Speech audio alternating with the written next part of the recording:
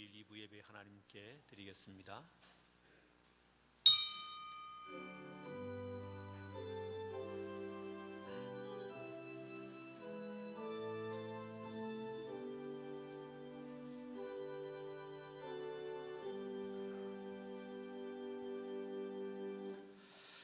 만일 이 땅에 기근이나 전염병이 있거나 무슨 재앙이나 무슨 질병이 있든지 막론하고 한 사람이나 혹은 주의 온 백성 이스라엘이 다 각각 자기의 마음의 재앙을 깨닫고 이 성전을 향하여 손을 펴고 무슨 기도나 무슨 간구를 하거든 주는 계신 곳 하늘에서 들으시고 사하시옵소서. 그리하시면 그들이 주께서 우리 조상들에게 주신 땅에서 사는 동안에 항상 주를 경외하리이다. 하나님 아버지, 온 땅이 전염병으로 고통합니다. 이 모든 것 가운데 주님의 섭리가 있음을 믿습니다. 힘든 중에도 주의 백성들이 주 앞에 예배하기를 원합니다. 예배하는 자리는 각각 다를 수 있다 하더라도 우리의 주님을 향한 사모함은 동일한 줄을 믿습니다. 우리의 예배를 받으시고 우리의 기도를 들으시며 우리 가운데 주의 긍휼과 은혜를 베풀어 주옵소서. 우리 주 예수님의 이름으로 기원하옵나이다. 아멘. 찬송가 9장 1절만 찬송합니다.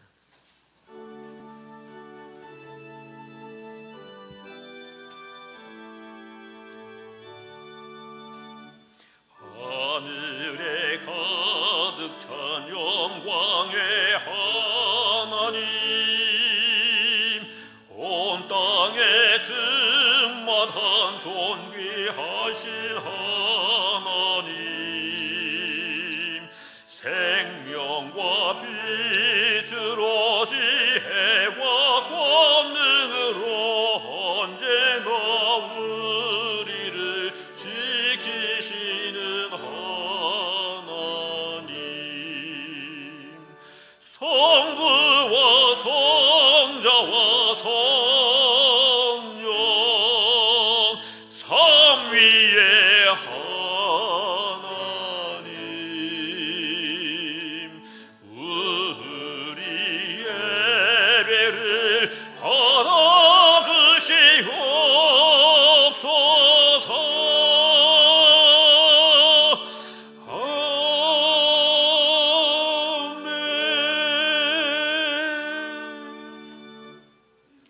여호와께서 시온의 포로를 돌려보내실 때에 우리는 꿈꾸는 것 같았도다.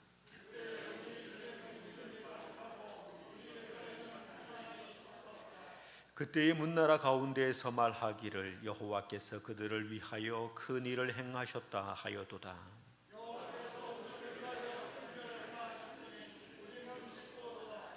여호와여, 우리의 포로를 남방 시내들 같이 돌려보내소서. 눈물을 흘리며 씨를 뿌리는 자는 기쁨으로 거두리로다.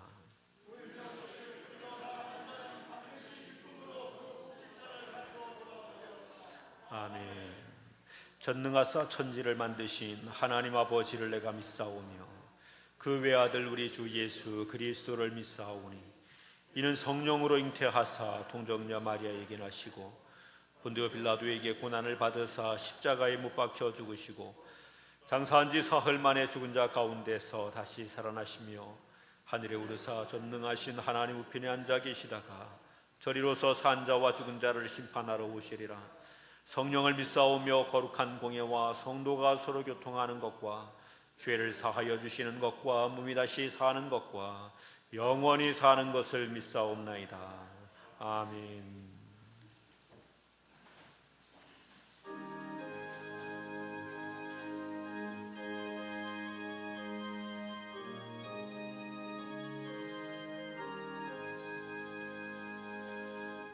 너희 마음에 슬픔이 가득할 때 주가 위로해 주시리라. 아침 해가 빛나는 마음으로 너 십자가 지고 가라. 참 기쁜 마음으로 지고 가라. 내가 기쁘게 십자가 지고 가면 슬픈 마음이 위로받네. 때를 따라서 주시는 은혜로서 가란 심령의 힘을 얻고 주가 언약한 말씀을 기억하며 너 십자가 지고 가라. 참 기쁜 마음으로 십자가 지고 가라. 내가 기쁘게 십자가 지고 가면 슬픈 마음이 위로받네. 내가 맡은 일 성실히 행할 때에 주님 앞에서 상 받으리. 주가 베푸시는 해를 감사하며 너 십자가 지고 가라. 참 기쁜 마음으로 십자가 지고 가라.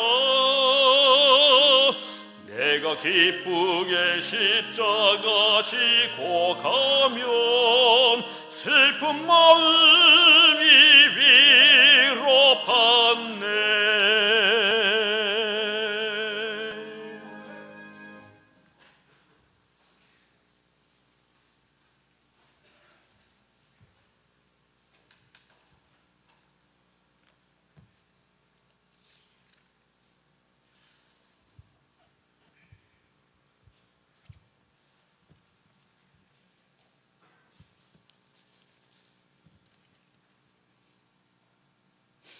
너희가 전에는 어두움이더니 이제는 주 안에서 빛이라.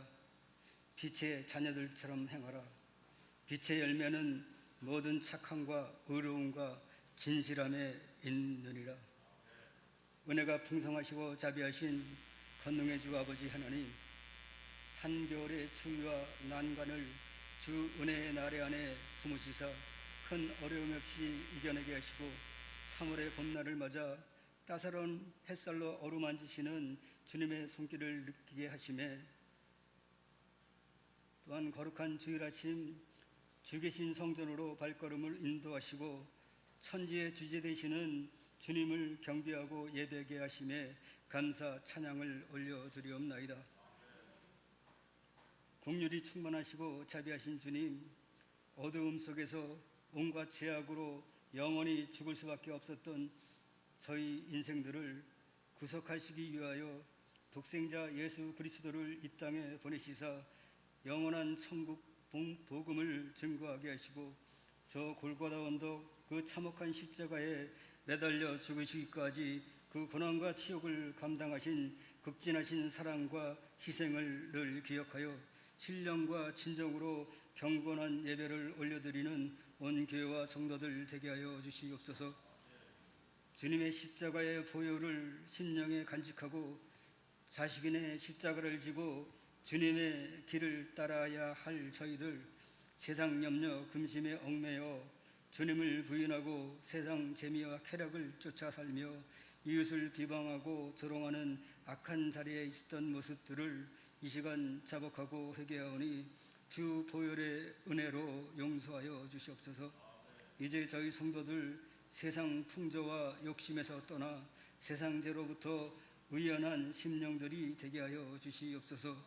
강야에 나아가 금식하시며 기도하시던 주님을 찾아가 주님을 시험하던 그 사단이 저희들에게도 찾아와 세상 권세와 명예로 물질로 저희를 미혹해 올지라도 흔들리지 않도록 도와주시옵시고, 그 어떤 세상의 기쁨과 권세보다 주님을 모시고 사는 것이 가장 복된 삶임을 깨달아 사탄의 시험을 능히 물리칠 수 있는 믿음들이 되게 하여 주시옵소서. 또한 구하옵기는 온 세계를 공포 속에 떨게 하고 있는 유행성 독감 코로나19로 인해 주님의 교회들이 비난을 받는 어려움 속에 처해 있나이다. 이 질병의 출현이 세상과 타협하며 타락해 가고 있는 교회들에 대한 주 하나님의 경고이심을 주님의 교회들이 깨달아 알게 하사 온 교회 믿는 자들이 한마음으로 부복하여 회개 각성의 기도를 올려드리는 기회가 되게 하시고 통해 자복하는 이 기도를 들어주시고 긍휼히 여기사 이 질병이 이 땅에서 속히 떠나가게 하여 주시옵소서.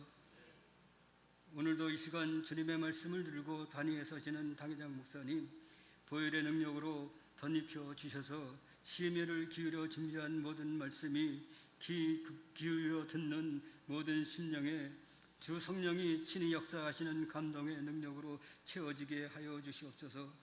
또한 영화로운 예배를 위하여 수정드는 손길들 돌아보시사 주 앞에 예배드림이 항상 기쁨이 되게 하시고 감사가 넘치는 심령들이 되게 하여 주시옵소서.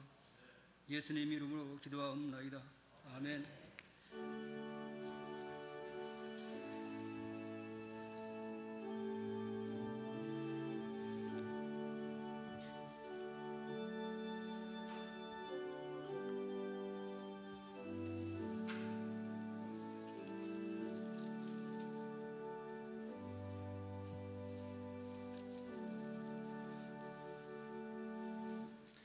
하나님 말씀은 민수기 16장 43절에서 50절 말씀입니다. 민수기 16장 47절과 48절 말씀 두 절만 제가 봉독하겠습니다. 47절, 48절입니다. 아론이 모세의 명령을 따라 향로를 가지고 회중에게로 달려간즉 백성 중에 연병이 시작되었는지라. 이에 백성을 위하여 속죄하고 죽은 자와 산 자 사이에 섰을 때에 연병이 그치니라. 아멘. 오늘 우리 성가대 지휘자 김중일 집사님께서 특송해 주시겠습니다.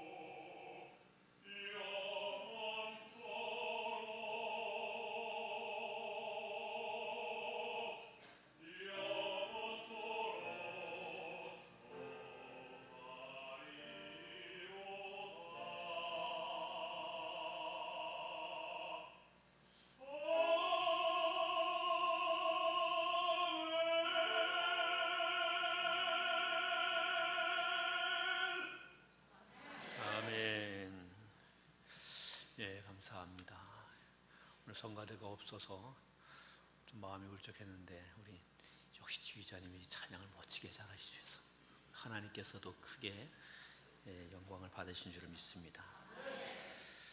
저는 우리 교회와 대한민국 사회 가운데 하나님의 위로가 넘치기를 바랍니다.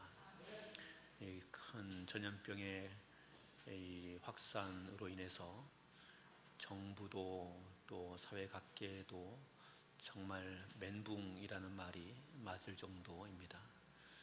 국제적으로도 한국 국민들이 어디에 가는 것이 자유롭지 못한 그런 지경에 이르게 되었습니다.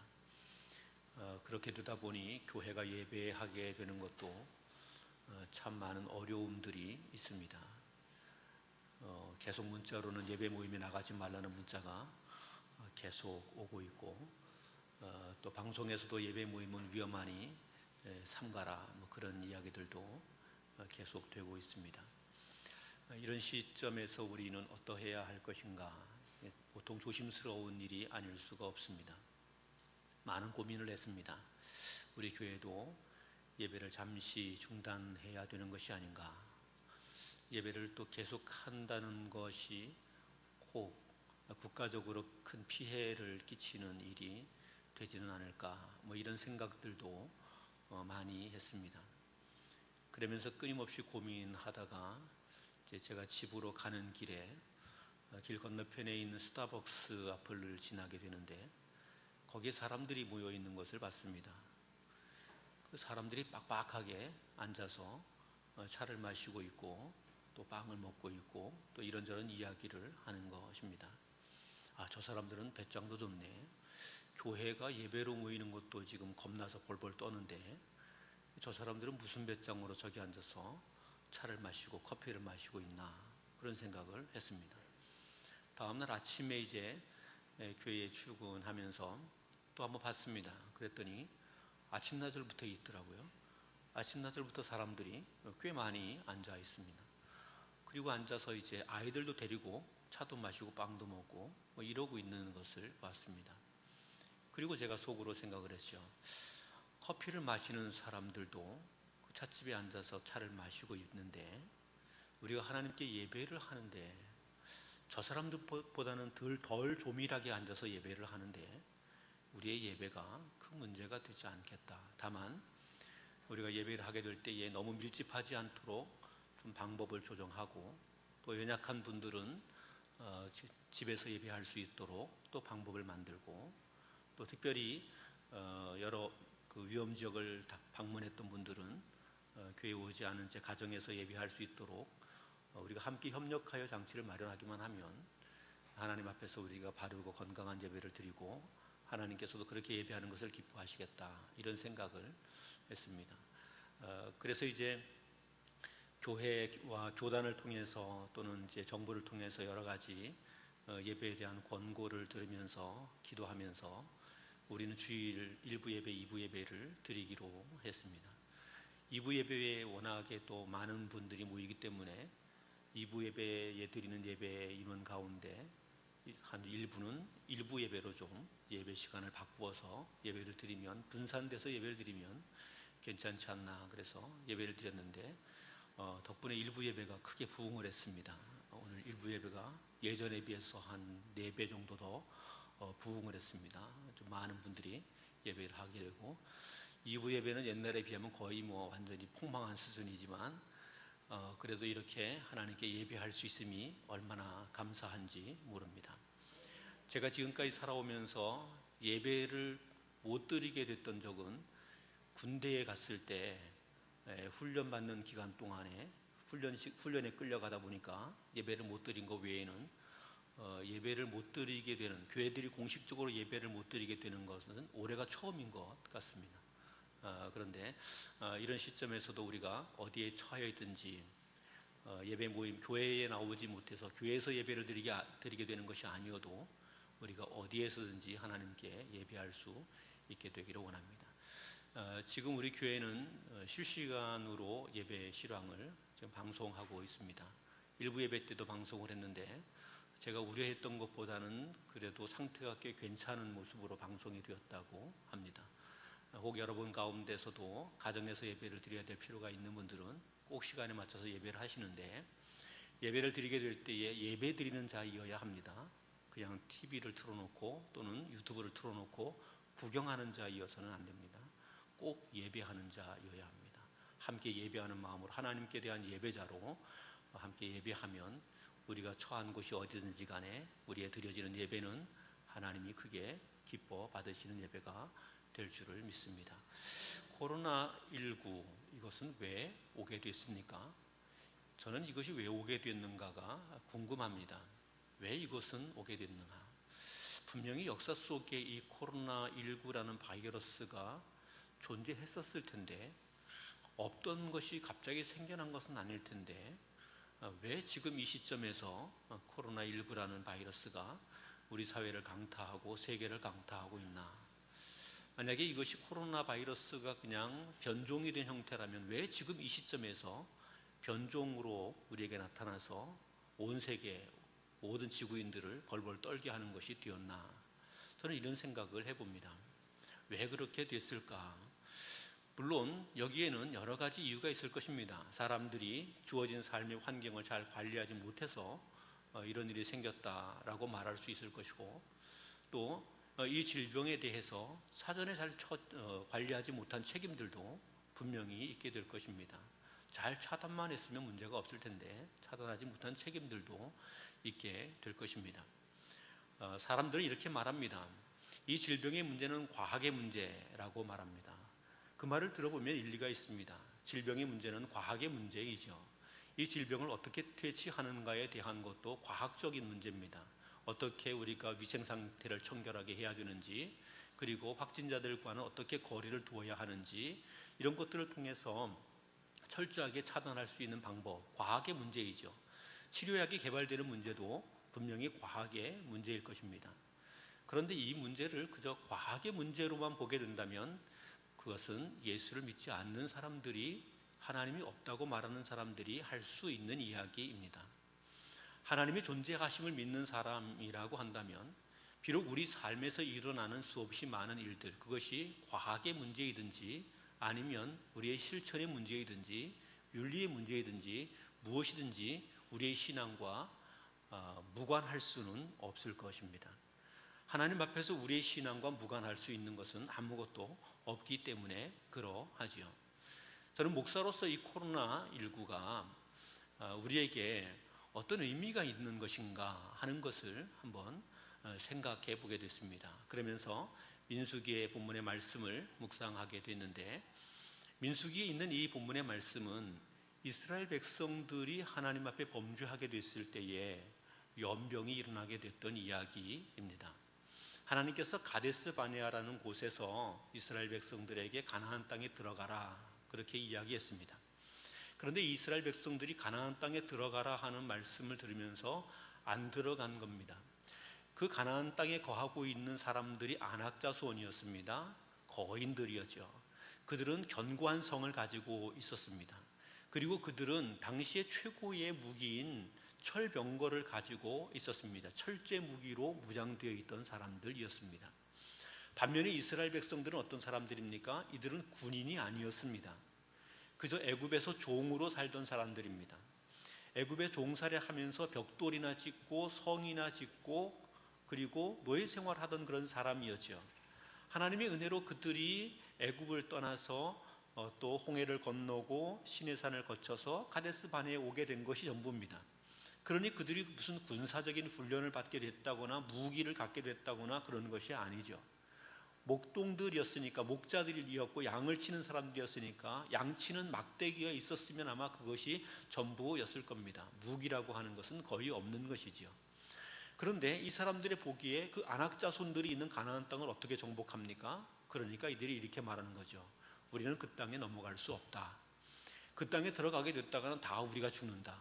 우리만 죽는 게 아니라 우리의 처자식들, 아이들, 우리가 가지고 있는 모든 소유들 다 죽고 다 빼앗기고 만다. 그렇게 이야기를 하게 되는 것이죠.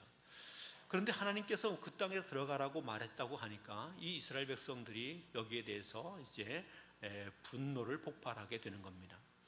우리를 왜 여기까지 끌고 왔느냐? 이 안악자손이 이렇게 강성한데 우리가 거기 들어가면 다 죽는데 왜 여기까지 끌고 왔느냐, 그러면서 모세를 원망하는 겁니다. 통곡하는 겁니다. 그리고 사람들이 이제 우리는 다시 애굽으로 돌아가겠다. 그래도 애굽 땅에는 종살이지만 먹을 것도 있고 그래도 우리가 살아갈 수 있는데 이건 여기 가면 죽는다, 이러면서 하나님의 뜻을 거역하는 일들을 하게 된 거죠. 또 그 일 이후에도 또 몇 차례에 걸쳐서 계속해서 하나님의 뜻을 거역하는 일들이 있게 됩니다. 그리고 오늘 본문에 있는 이야기는 고라와 다담과 아비람이라는 사람들, 이 사람들이 모세를 대적하여 일어나게 되는데 무엇이라고 일어나게 되느냐면, 너희들이 백성의 지도자라고 한다면 우리들에게 가나안 땅을 준다고 했으니 뭔가 우리가 거할 땅을 줘야 되는 것 아니냐. 그런데 지금 우리가 아무것도 없이 광야를 떠돌게 되었으니 니들이 무슨 백성의 지도자냐. 백성의 지도자 자리 반납하고 우리가 이 백성을 이끌겠다. 뭐 이런 식으로 이제 데모를 하게 되고 그리고 반역을 꾀하게 된 겁니다. 이 고라와 고라의 일당을 따르는 사람이 꽤 많은 사람이었습니다. 족장이 약 한 250명 정도가 더불어 따르게 됐으니 아주 엄청난 반역의 사건이 일어나게 된 거죠. 그래서 그 문제를 가지고 하나님 앞에서 이제 물은 겁니다. 하나님께서 정한 사람이 모세와 아론입니까? 아니면 고라와 고라를 따르는 사람들입니까? 하나님이 판단을 하십시오. 그러면서 하나님께 내놓았더니 하나님께서 어떻게 하냐면 땅을 갈라가지고 고라와 고라를 따르는 사람들을 그 땅 속으로 집어삼켜버리고 만 것이죠. 땅에 집어삼킴을 당하게 된 겁니다. 많은 사람이 죽게 된 것이죠. 그리고 하나님이 정한 사람이 모세와 아론이라고 하는 사실이 거기에서 드러나게 됐습니다. 그러면 이스라엘 백성들은 어떻게 해야 됩니까? 하나님 앞에서 하나님의 뜻을 따라서 모세와 아론의 인도를 잘 받아야 되겠죠. 눈앞에서 그런 일이 일어나게 됐으니까 모세와 아론의 지도를 잘 받아야 될 텐데, 그런데 사람들이 또 완악해졌습니다. 그래서 뭐라 그러느냐 하면, 모세와 아론 니네들 때문에 고라와 고라를 따르는 그 많은 사람들이 다 죽었다. 너희가 책임져라. 뭐 이렇게 하면서 이 모세와 아론에 대하여 대적하는 일들이 일어나게 되는 겁니다. 하나님이 그 꼴을 보시고 무엇이라고 여기셨겠습니까? 이놈들은 가만히 두면 안 되겠다. 그래서 하나님께서 모세와 아론에게 이렇게 말하는 거죠. 너희들은 잠깐 비켜 있어라. 내가 순식간에 이것들을 다 죽여버리겠다. 이렇게 하나님이 분노하시게 됩니다. 그때 이제 모세와 아론은 하나님의 그 말씀을 듣고 하나님 말씀대로 비켜선 것이 아니라 그 자리에서 엎드리고 하나님께 기도하게 됐지요. 그랬더니 그 땅에 연병이 오게 되고 이스라엘 백성들이 그 연병으로 막 죽어가게 되기를 시작하게 됩니다. 모세가 아론에게 말합니다. 너는 하나님 앞에 향로를 가지고 향불을 피워서 그 이스라엘 백성들 사이에 들어가라. 그래서 이 아론이 그 말씀을 따라서 그 일을 하게 되죠. 향로에 향불을 피우고 그리고 이스라엘 백성들 가운데 들어갑니다. 하나님께서 전염병을 통해서 이제 사람들을 죽여 오시는데 죽은 자와 산 자 사이에 아론이 딱 서게 된 겁니다. 아론 앞에 오게 됐을 때 하나님께서 연병을 그치시게 되었다는 것이 오늘 본문에서 소개되어 있는 이야기입니다. 연병이 왜 오게 됐을까? 전염병이 왜 오게 됐을까? 이 성경에서 소개하고 있는 것은 몇 가지 의미가 있습니다. 첫 번째로 연병이 오게 됐던 이유는 죄 때문이다 하는 겁니다. 죄 때문이었습니다. 이스라엘 백성들의 죄 때문에 연병이 오게 됐습니다. 그러면 지금 우리나라에 임하게 된, 아니 전 세계에 임하게 된 이 코로나19라는 이 무서운 바이러스는 무엇 때문인가? 죄 때문인가? 어떤 분은 죄 때문이라고 이야기하고 어떤 분은 죄 때문이 아니라고 이야기합니다. 죄 때문이라고 말하는 분도 조금 문제 있게 말하고 죄 때문이 아니라고 말하는 분도 문제 있게 말합니다. 성경은 연병이 일어나게 됐던 이유를 설명하게 될 때에 죄 때문이다 이렇게 우리에게 말합니다. 그 이야기는 모든 것이 다 죄 때문이라고 말할 수는 없지만 연병이 일어났을 때에 죄를 간과할 수는 없다 하는 그런 말입니다. 그러면 지금 우리는 이 시점에서 이 대한민국 땅에 그렇게 무섭게 일어나게 된 이 전염병을 바라보면서 죄 때문이 아닐까 하는 생각을 해봐야 합니다. 우리의 죄 때문이 아닐까 하는 생각을 해봐야 합니다.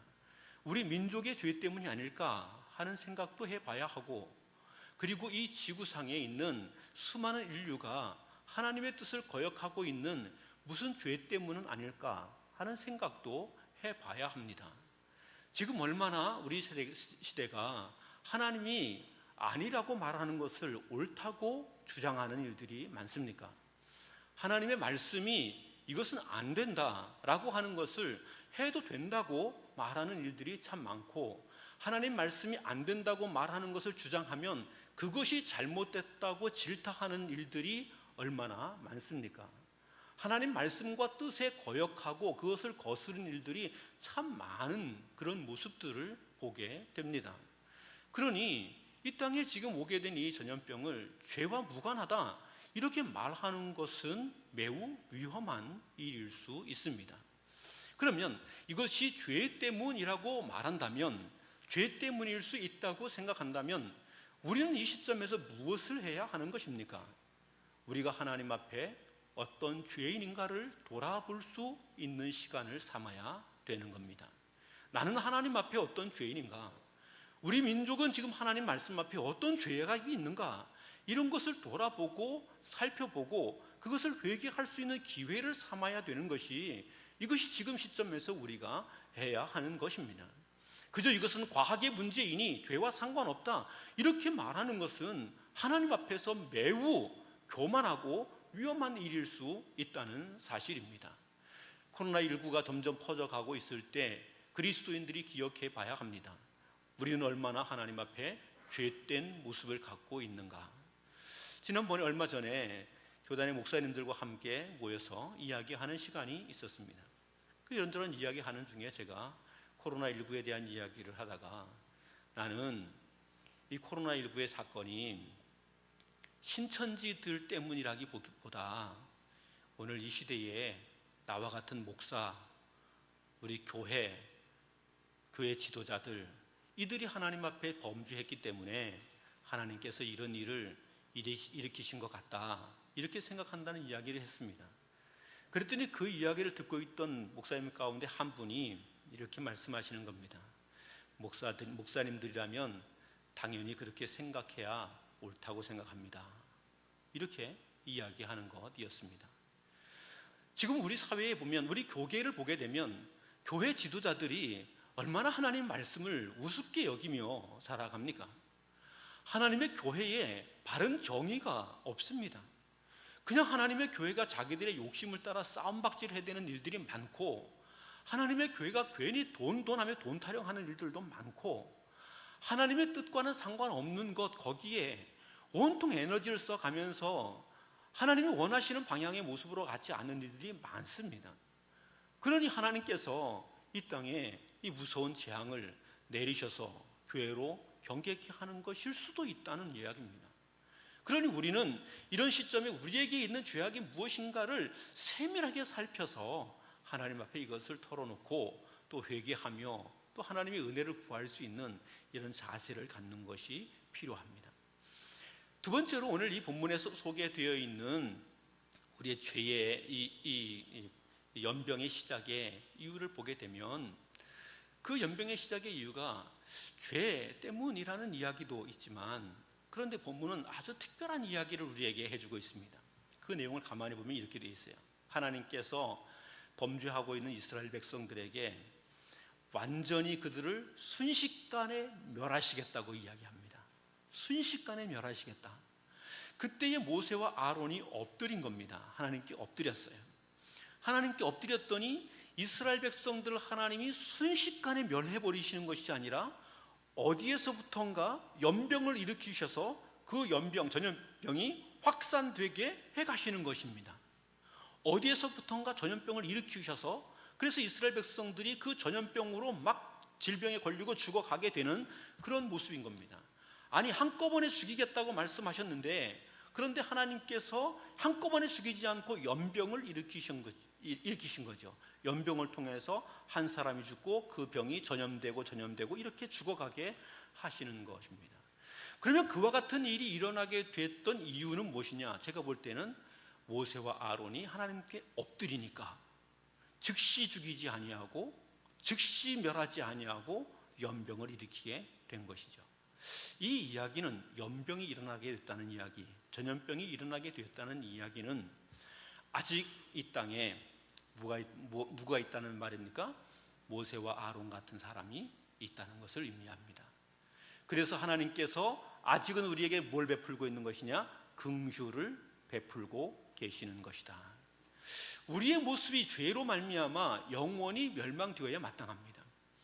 우리의 오늘의 죄악을 보게 되면 하나님께서 한순간에 쓸어버리셔도 할 말이 없는 정도의 죄악입니다. 성경에서 죄악이라고 말하는 모든 죄악들이 이제는 막 공공연하게 이루어집니다. 온갖 음란하고 추잡하고 더러운 것들이 온 땅에 가득합니다.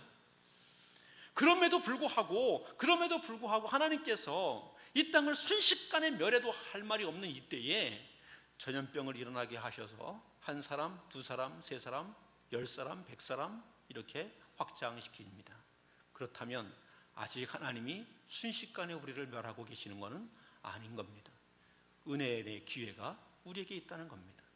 기도하는 사람들이 있고 기도하는 사람들을 통해서 하나님은 아직 은혜의 시간을 우리에게 주고 있다. 하나님은 우리에게 다시금 기회를 주고 있다는 겁니다. 지금 하나님은 이 병을 통하여서 이 병의 공포 가운데서 우리로 하여금 다시 하나님 앞에 바른 믿음을 세울 수 있는 기회를 주고 있다 하는 것이죠. 우리가 그 기회를 잘 볼 수 있어야 하는 것입니다. 그걸 잘 봐야 합니다. 지금은 은혜 받아야 될 때이고 지금 우리가 은혜를 구해야 될 때이고 하나님의 은혜를 우리 가운데 누리게 할 수 있어야 될 때입니다. 하나님은 지금 우리에게 은혜가 필요하다고 말씀하고 있는 겁니다. 너에게는 지금 은혜가 필요한 것이다. 과학이나 지식이나 어떤 문명이 세상의 가치가 필요한 것이 아니라 하나님의 은혜가 필요한 것이다. 왜냐하면 이 질병 앞에 너희의 모습을 봐라. 그냥 두려워 떠는 자일 수밖에 없다는 것이죠. 아니 지금과 같이 첨단 과학 문명의 시대에 우리가 이 별것도 아닌 코로나19라는 바이러스 때문에 지금 벌벌 떨고 있잖아요. 온 세계가 벌벌 떨고 있잖아요.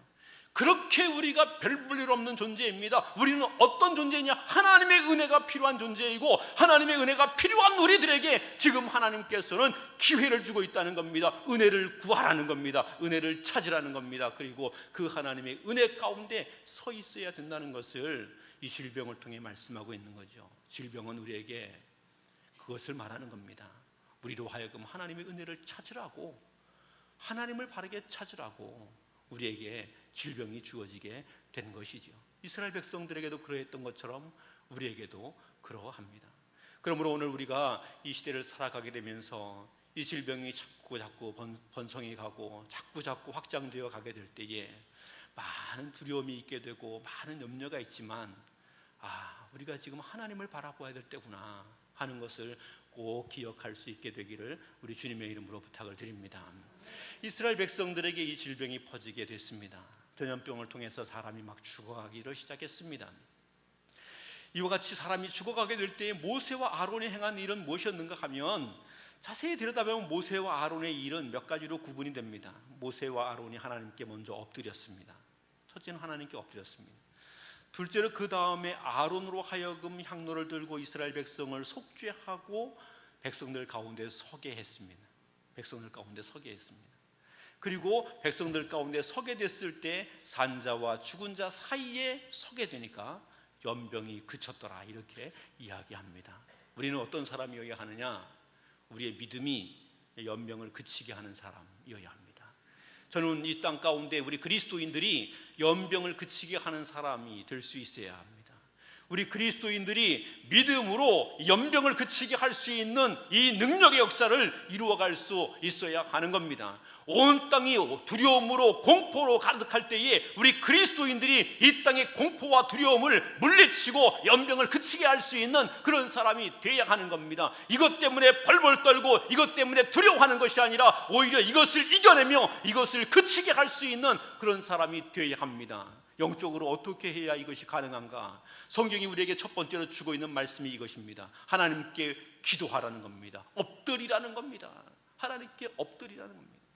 모든 능력은 하나님께로부터 나옵니다. 그래서 우리는 하나님께 엎드려야 합니다. 모세와 아론이 하나님께 엎드린 것처럼 엎드려 되돌려야 합니다. 한국 교회가 왜 기적과 능력을 잃어버리게 됐느냐? 다른 것이 아닙니다. 우리 교회가 왜 능력을 잃게 되고 믿음의 영향을 갖지 못하게 되고 세상에 흔들리는 교회가 되어버리고 말았느냐? 기도하지 않기 때문에 그렇습니다. 우리가 기도를 잃어버렸기 때문에 그렇고 기도를 빼앗겨버렸기 때문에 그렇습니다. 언제부턴가 우리는 기도하지 않는 사람이 되고 만 겁니다. 하나님께 엎드려 기도하는 것이 별 볼 일 없는 것처럼 여겨지게 된 겁니다. 과학이나 문명이나 이런 것들은 최고로 취급하지만 하나님께 기도하는 것은 별 볼 일 없는 미신적 행위로 간과해버리고 있기 때문에 우리에게 능력이 나타나지 않게 되는 것입니다.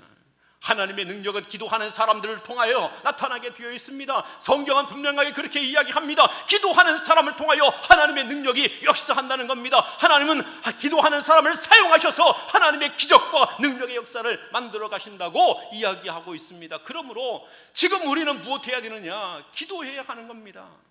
지금 우리가 기도해야 합니다. 교회가 기도함으로 하나님께서 허락하신 이 지역과 민족을 살려낼 수 있어야 합니다. 대구의 어떤 교회가 교회 앞에 커다란 현수막을 하나 걸었습니다. 그 현수막의 내용은 이렇습니다. 우리가 기도하겠습니다. 이렇게 쓰여 있었습니다. 우리가 기도하겠습니다. 그리고 아이러니하게 그 교회는 예배를 폐지했습니다. 좀 아이러니합니다.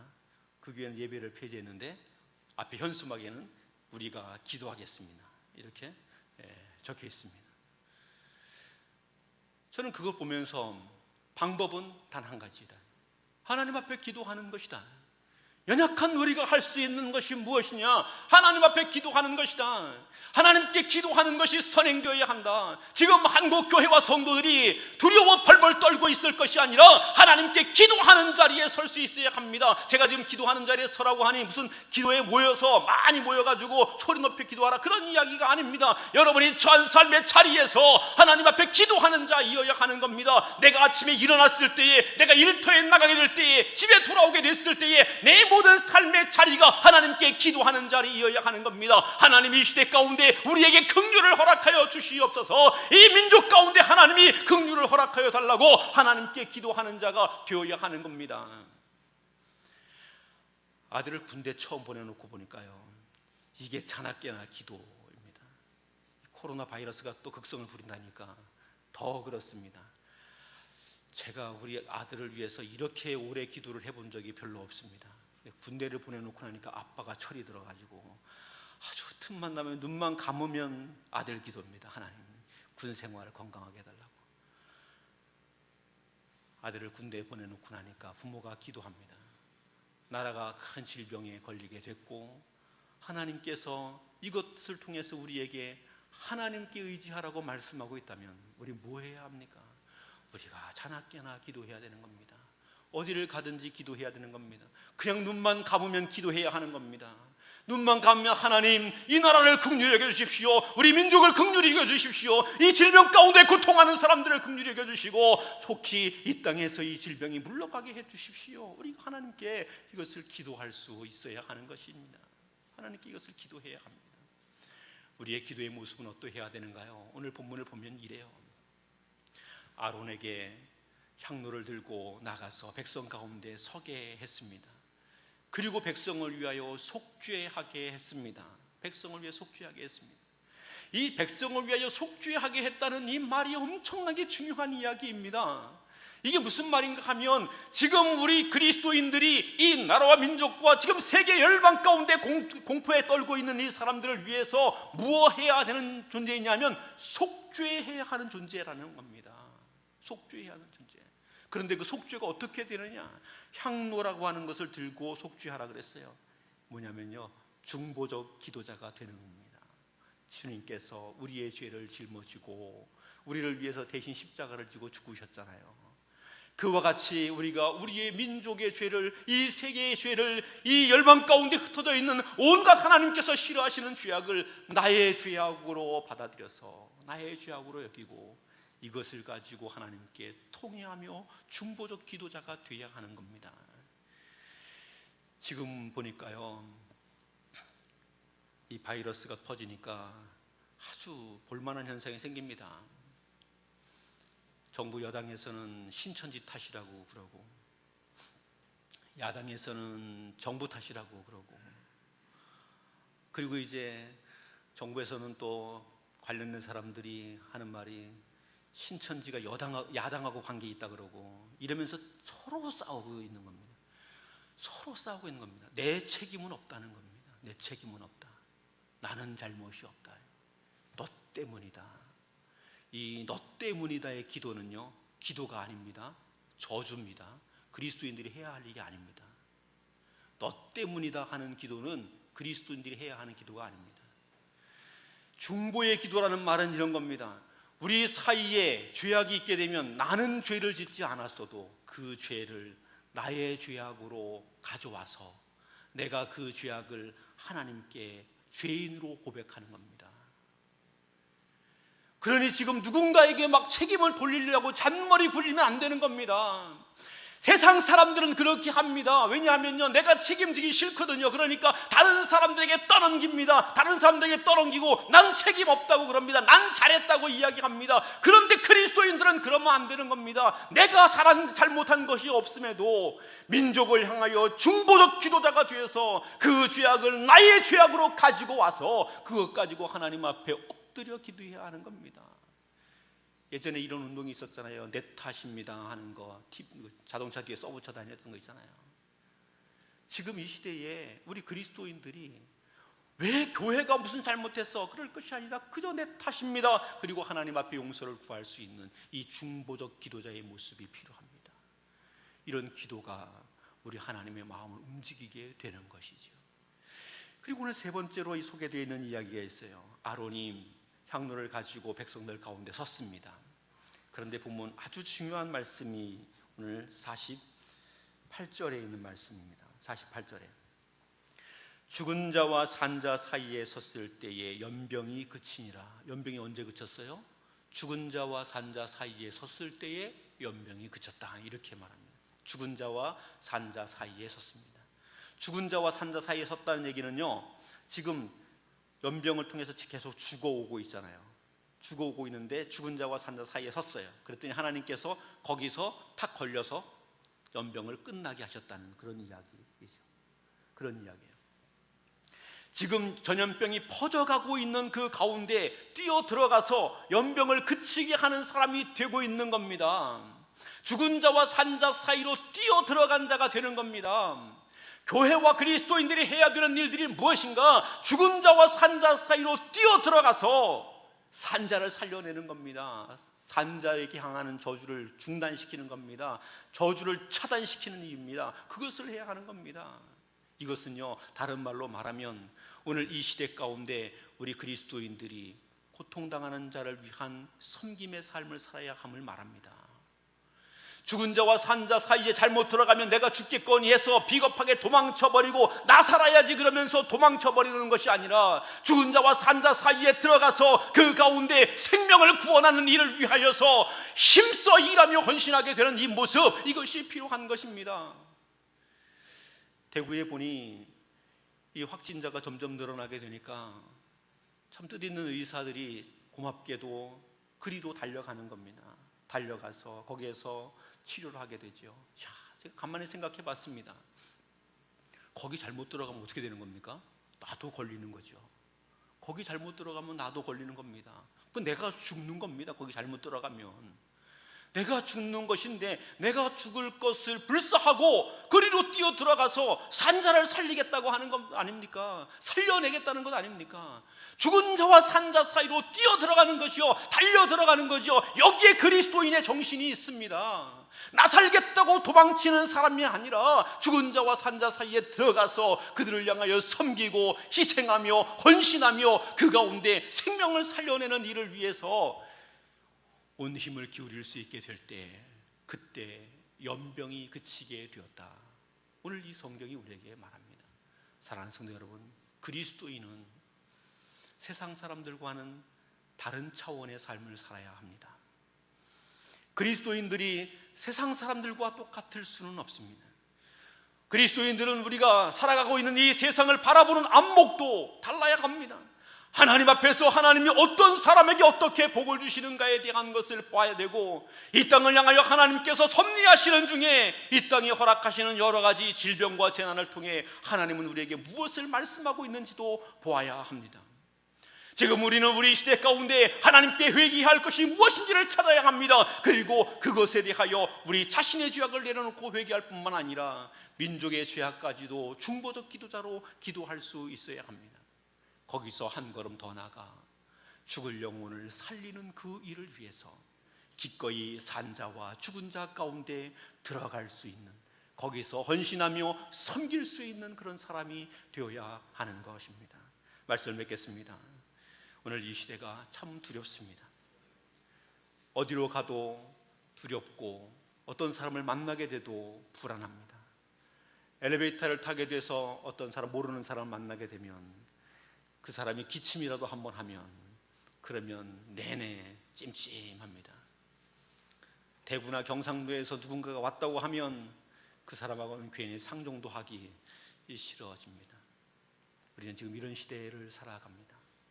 이 시대에 우리 그리스도인들은 믿음으로 시대를 바라보게 되기를 바랍니다. 이 시대를 믿음으로 바라보고 우리가 하나님 앞에 어떻게 바로 서야 될 것인가를 생각하고, 특별히 이 시대를 살려내는 일을 위해 산자와 죽은 자 사이에, 하나님과 사람 사이에 설 수 있는 저와 여러분 되기를 우리 주님의 이름으로 축원합니다. 기도하겠습니다. 전능하신 아버지 하나님, 감사합니다. 오늘 주께서 우리에게 허락하신 말씀을 우리 마음속에 잘 간직하게 되기를 원합니다. 이 땅에 하나님께서 허락하신 전염병에는 하나님의 뜻이 있음을 믿습니다. 연약한 우리가 감히 하나님을 대적하였던 적이 있다면 용서하여 주시옵시고, 나라와 민족이 하나님을 알지 못한 채 세상 것을 의지하는 것으로 가득했다면 주께서 불쌍히 여기시고 긍휼을 내려 주시옵소서. 이 시대 가운데 우리 교회와 성도들이 믿음으로 굳게 서게 하여 주시고, 어디로 가든지 하나님의 역사를 나타낼 수 있게 하시며, 산자와 죽은 자 사이에 서서 하나님께서 기뻐하시는 생명을 살려내는 역사를 이루어낼 수 있는 교회와 성도들이 되게 하여 주옵소서. 감사하며 우리 주 예수님의 이름으로 기도하옵나이다. 아멘. 주의 손에서 받은 것으로 주께 드렸을 뿐입니다. 준비하신 예물 하나님께 드리겠습니다.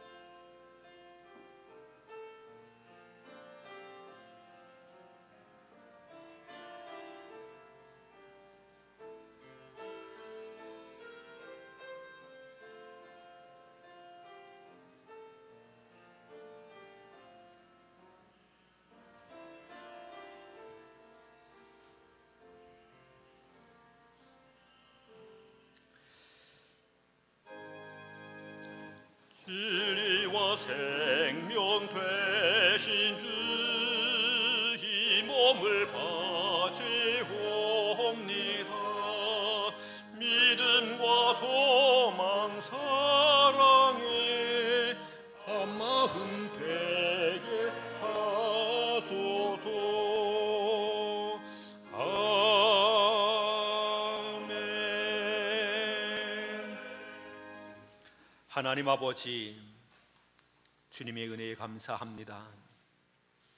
부족한 우리를 사랑하셔서 은혜의 손길로 인도하여 주시고, 이 두려운 시대 가운데서도 주님의 지켜주심을 믿고 감사드립니다. 주 앞에 나올 때에 주님을 향한 사랑과 헌신과 섬김으로 예물을 준비하여 드립니다. 주의 백성들이 드리는 예물을 기뻐 받아주시기를 원합니다. 예물 드린 성도들을 기억하여 주시어서 가정의 평안을 주시고 육신의 건강을 주시고 생업의 풍성함을 더하여 주시옵소서. 범사에 감사합니다. 생일 감사합니다. 무사히 입대하게 하시니 감사합니다. 에베네셀 임마누엘 여호와 이레 하나님 범사에 감사합니다. 여러 가지 감사의 제목으로 주님 앞에 예물을 드리오니 주께서 이 예물을 받으시고 감사를 따라 더욱 큰 감사가 열매 맺혀 지게 하여 주옵소서. 기도하는 제목도 이루어지게 하여 주시옵소서. 일마다 때마다 도와주시는 하나님의 은혜를 인하여 간증이 새겨지게 하여 주시옵소서.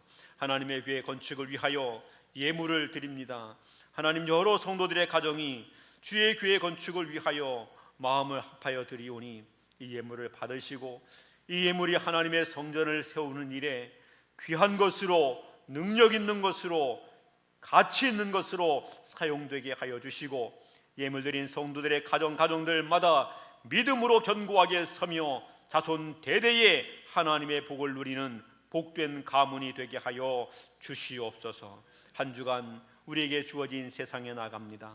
여러 가지 두려움이 우리에게 있지만 은혜 허락하여 주실 줄을 믿습니다. 하나님께서 불꽃 같은 눈으로 지켜주실 것을 믿습니다. 어디로 가든지 승리하게 하여 주시고 하나님께 기도하는 것이 다 응답되게 하여 주옵소서. 감사하며 우리 주 예수님의 이름으로 기도하옵나이다. 아멘.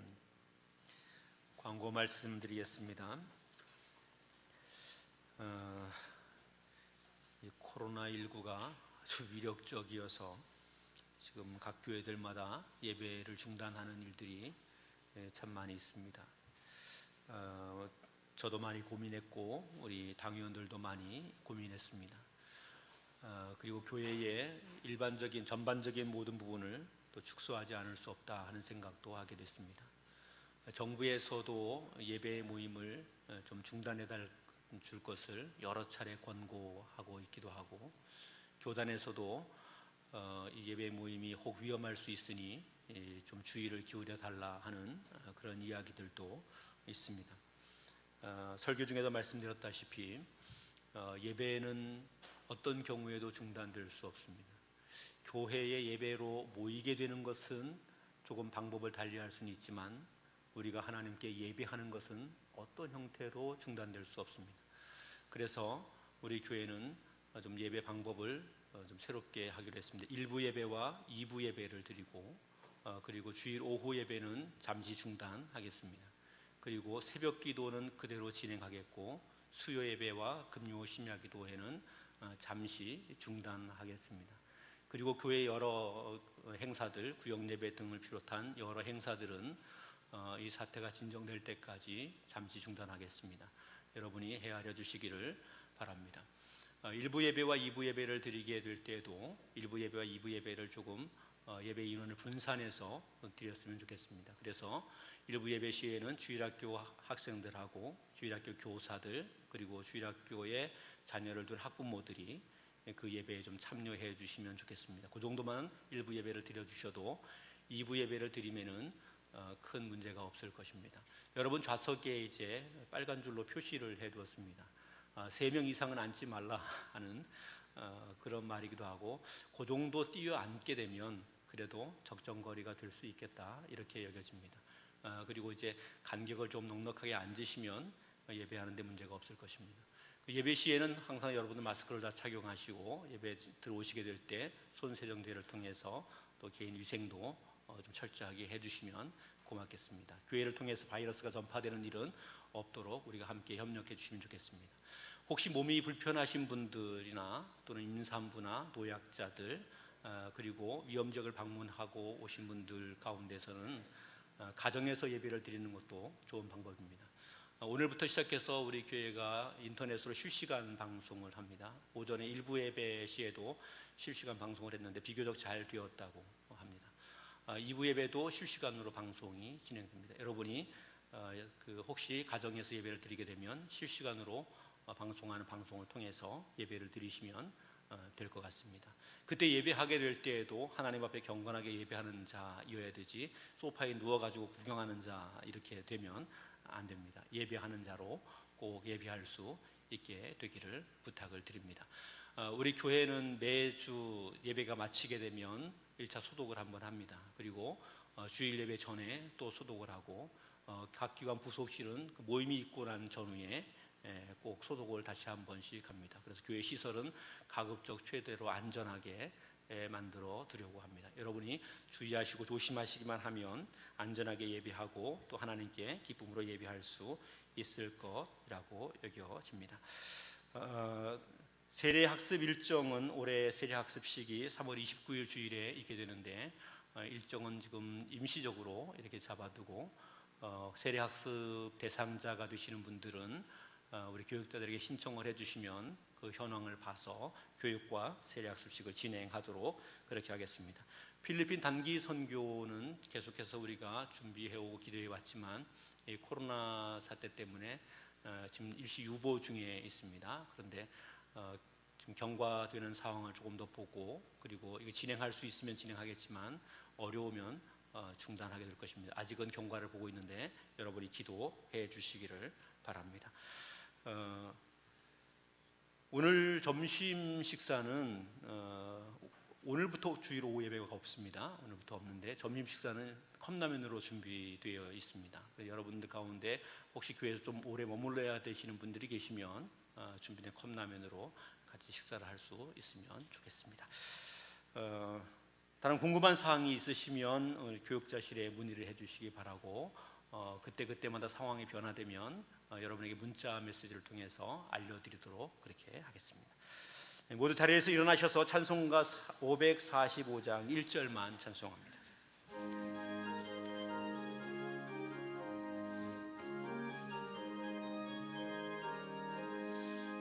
이는 내 아무 증거하니 배여도 믿음만을 가지고서 늘 걸으며 이 귀에 아무 소리 하니 들려도 하나님의 약속 위에 서리라.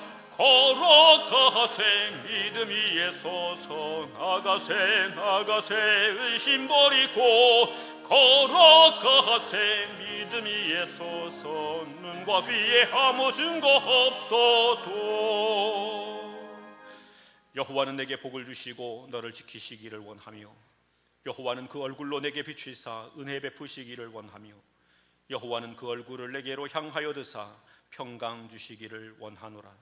이제는 우리 주 예수 그리스도의 은혜와 하나님 아버지의 크신 사랑하심과 성령님의 보호 인도 충만 역사하심이 코로나19를 인하여 국가적 재난을 맞이한 이 나라와 이 민족 위에 중보적 기도와 섬김으로 하나님의 은혜와 치유를 간구하는 온 교회 사랑하는 모든 백성들 위에 이제로부터 영원토록 함께 계실지어다. 아멘.